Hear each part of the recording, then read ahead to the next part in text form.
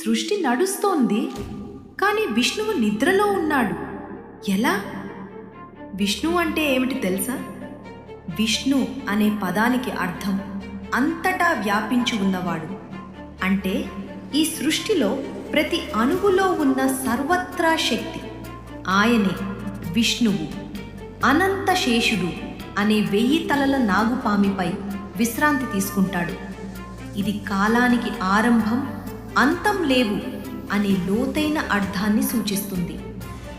ఆయన నాభి నుండి పుట్టిన కమల పుష్పం మీదే బ్రహ్మదేవుడు జన్మించాడు. అంటే సృష్టికి మూలం విష్ణువే.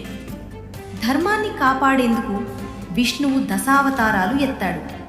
మత్స్య, కూర్మ, వరాహ, నరసింహ, వామన, పరశురామ, రామ, కృష్ణ, బుద్ధ, కల్కి.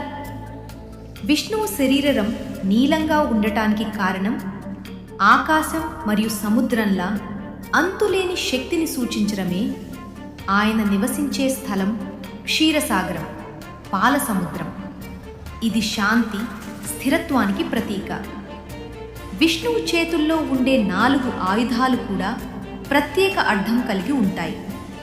శంఖం ఓంకారాన్ని, చక్రం కాలాన్ని, గద శక్తిని, పద్మం పవిత్రతను సూచిస్తాయి.